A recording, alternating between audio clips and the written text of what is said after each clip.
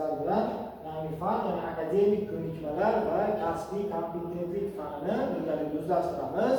Bugun birinchi mavzuyimizni o'rganib chiqamiz. Demak, birinchi mavzu akademik ko'nikmalar va kasbiy kompetentlik faniga kirish bo'ladi. Demak, bizda 4 ta reja bor. Birinchisi akademik ko'nikmalar va kasbiy kompetentlik fanining dolzarbligini o'rganamiz. Ikkinchisida akademik ko'nikmalar kasbiy kompetentlik fanining maqsad va vazifalarini o'rganamiz. Akademik ko'nikmalar va ularning mohiyati haqida gaplashamiz va kasbiy kompetentlik va uning ahamiyati haqida sizlar bilan demak tanishib, gaplashib o'tamiz. Demak, birinchi navbatda bu yerda ko'rishinglar mumkin. Bu yerda tavsiya etilgan adabiyotlar mavjud, ya'ni o'sha akademik ko'nikmalar va kasbiy kompetentlik fani bo'yicha ko'proq bilimga ega bo'lish uchun albatta quyida berilgan adabiyotlardan foydalanib tanishib o'tsanglar maqsadga muvofiq bo'ladi albatta. Sizlar bu yerda axborot manbalaridan ko'rishingiz mumkin. Ushbu saytlar orqali sizlar demak ma'lumotlar olishinglar mumkin. Demak, fan mohiyatiga o'tadigan bo'lsak, akademik ko'nikmalar o'zi nima? Akademik ko'nikmalar bu ta'lim jarayonidagi muvaffaqiyatdir deb ta'rif berishimiz mumkin. Kasbiy kompetentlikka bo'ladigan bo'lsa, bu mehnat bozorida raqobatbardoshlik degan. Demak, talaba nazariya va ahamiyatini demak uyg'unlashtiradi. Ya'ni ham talabaning nazariyasi va amaliyotini uyg'unlashtiruvchi fan sifatida aytishimiz mumkin. Keyingi holatda asosiy yo'nalishlarini aytib o'tamiz. Asosan 2 ta yo'nalishi bor. Akademik ko'nikmalar o'qish strategiyalari, ilmiy izlanish, tahlil, yozma va og'zaki nutqni shakllantirishga yordam beradi. Keyingi holatda kasbiy kompetentlik, ya'ni amaliyot, muloqot, jamoa, muammo hal qilish holatlari va qaror qabul qilish holatlarini o'rgatadi. Keyingi demak slaydimizda ko'rishimiz mumkin, bu ish bozoriga moslashuv jarayoni haqida aytishimiz mumkin. Ya'ni birinchi holatda yondashuv, innovatsion yondashuv va muammolarni samarali hal qilish holatlari, samarali aloqa va jamoada ishlash holatlari, ish beruvchilar talabalar demak talablariga moslashish demak holatlarini ko'rishimiz mumkin. Keyingi slaydimizda demak hayot davomidagi o'qish holatlarini aytishimiz mumkin, ya'ni mustaqil ta'lim olish strategiyalari, axborotni izlash va tahlil qilish holatlari, ilmiy fikrlashni rivojlantirish va kasbiy qobiliyatlarni kengaytirish holatlarini hayot davomidagi o'qish holatiga kirgizishimiz mumkin bo'ladi. Albatta bu yerda juda ko'plab misollar keltirishimiz mumkin. Mustaqil ta'lim olish strategiyalari holatiga aytaylik, kimdir mustaqil ta'lim holatida aytaylik iqtisodiyotni, kimdir marketing, menejment o'rganadigan bo'lsa, kimdir moliya holatlarini o'rganib chiqish mumkin bo'ladi. Demak, bu yerda ko'rishimiz mumkin ilmiy va amaliy uyg'unlik holati, ya'ni nazariya va amaliyot birligi, innovatsion yondashuv va kreativ fikrlash holatlarini ko'rishimiz mumkin. Real hayotiy nazariyalarda bilimlarni qo'llash. Bu ham shu yerga ilmiy amaliy uyg'unlikka kiradi.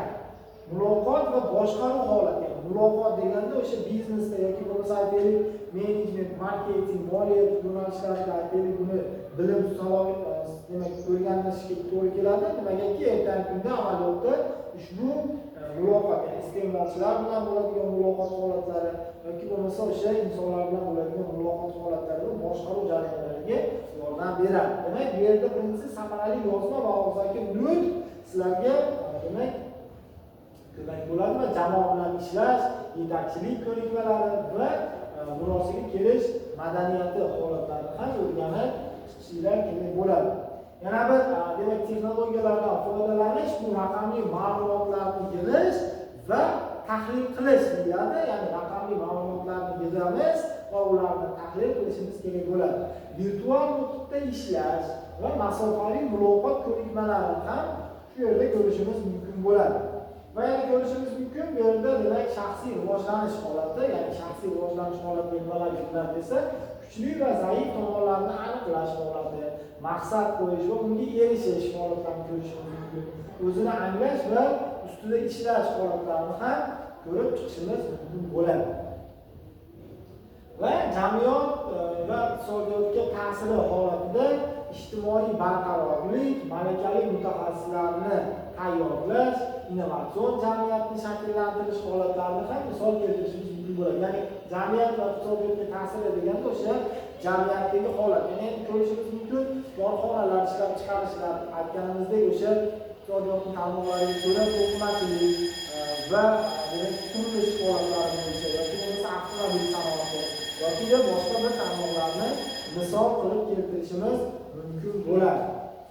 Va yana qo'shimcha aytishimiz mumkin, globalizatsiya va raqobat tushunchasi bor bu yerda, ya'ni til bilish va xalqaro me'yorlarni tushunish, jamoaviy va hamkorlik, moslashuvchan va talabgor mutaxassis bo'lish degan holatlarda globalizatsiya va raqobat holatlarini ko'rishimiz mumkin. Albatta endi ish jarayonida o'sha raqobat holatini aytadigan bo'lsak, til bilish va xalqaro me'yorlarni tushunish. Til bilish holatini endi hammamiz bildik, ya'ni ingliz tili, rus tilida muloqot qilish holatlari.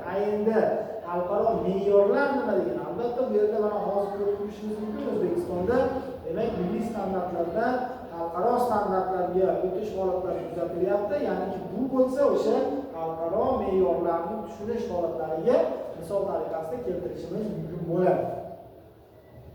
Va albatta yuqorida aytib o'tilgan demak akademik ko'nikmalar va kasbiy kompetentlik mavzuiga oid yuqorida berilgan ma'lumotlarga ko'ra xulosa qismiga o'tsak bo'ladi. Ya'ni xulosa qilib aytadigan bo'lsak, akademik ko'nikma va kasbiy kompetentlik fani talabalarni muvaffaqiyatga tayyorlaydi. Ya'ni o'sha ertangi kunga egallaydigan kasbida, o'sha ish joyida o'zini tutishi, nutq holati, muloqot holatlari va u yerdagi uchrashi mumkin bo'lgan muammolarni yechimini topishga yordam beruvchi fan hisoblanadi. Va shaxsiy va kasbiy ijtimoiy rivojlanishni ta'minlaydi. Ya'ni o'sha shaxsiy holatda, ya'ni o'zini rivojlantirish holati, kasbiy, ya'ni o'sha ish joyidagi rivojlanish holatlari va ijtimoiy holatlarda rivojlanishiga talabani ko'plab yordam beradi. Shuni hisobiga biz ko'plab adabiyotlar berishga harakat qildik. Ushbu manbalarni kuzatib, o'rganib, atroflicha holatlarda kuzatganinglarda albatta juda ko'plab o'zingiz uchun kelgusidagi foydali manbalar, materiallar, bilim sohaga ega bo'lishinglar mumkin bo'ladi.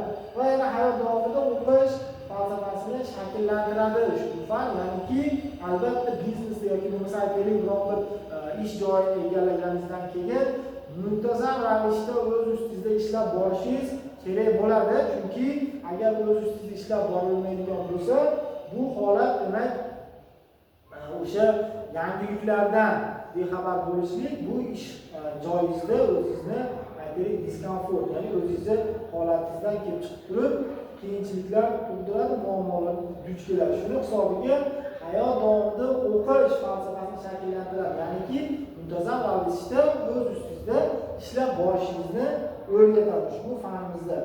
Demak, akademik ko'nikmalar va kasbiy kompetentlik fanimizni kirish qismi, ya'ni birinchi mavzusini sizlar bilan o'rgangan bo'ldik. Albatta sizlarga yana qo'shimcha ravishda ma'ruza matnlari va shu taqdimotning o'zi ham taqdim qilinadi va oxirida test qo'yib qo'yiladi. O'sha testlarni albatta ishlab keyingi mavzularga o'tsanglar bo'ladi.